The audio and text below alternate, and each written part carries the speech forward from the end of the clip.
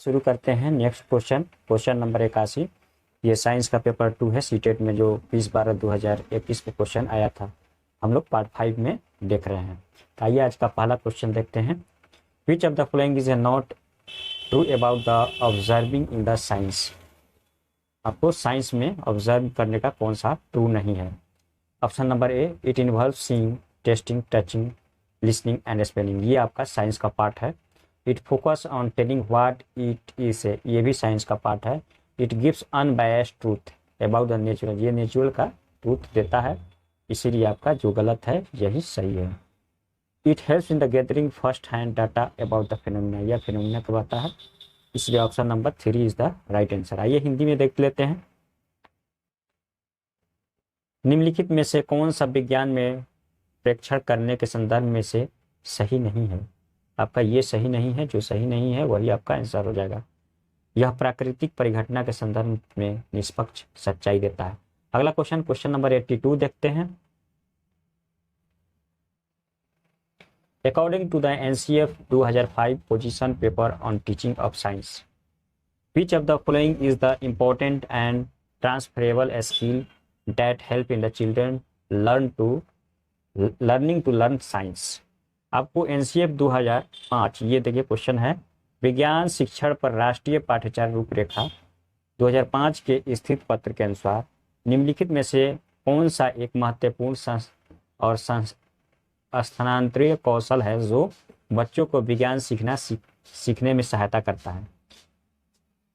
तो आपका learning to science इसमें से कौन है। Ability, option number A, ability to learn scientific fact. Option number 2, ability to recall the formula to solve, ये आपका नहीं है, ये भी नहीं है, ये भी नहीं है। Ability to understand the process of scientific inquiry, ये आपका सही है। एबिलिटी टू रिकॉल, रटना जहाँ आ गया रिकॉल आ गया वो गलत हो गया। Ability to learn scientific fact, ये हद तक कुछ सही है, लेकिन option number 3 is the right answer. सबसे बेस्ट आपका ये है। अगला क्वेश्चन, क्वेश्चन नंबर आपका इस क्वेश्चन का आंसर हो जाएगा 3, हिंदी में भी देख लीजिए।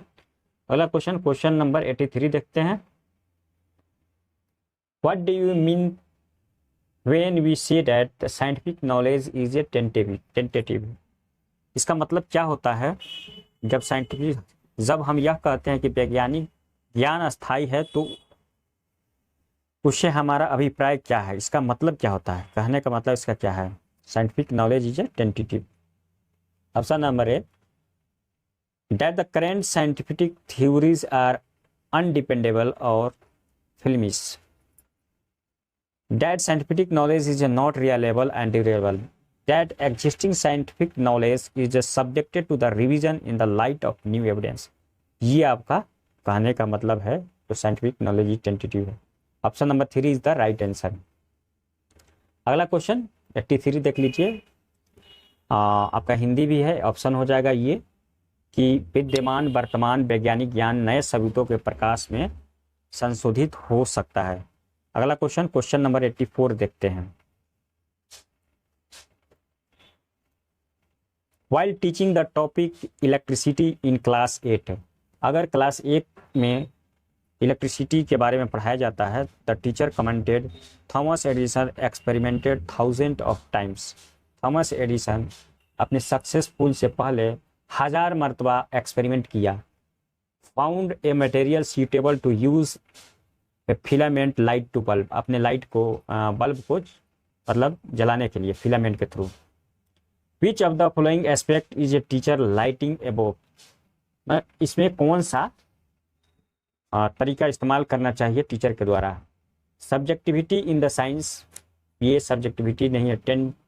टेंटिवनेस of science, empirical nature of science, cultural embedded of science. आपका 3 is the right answer, empirical nature of science. आइए हिंदी एक बार समझ लेते हैं इसका।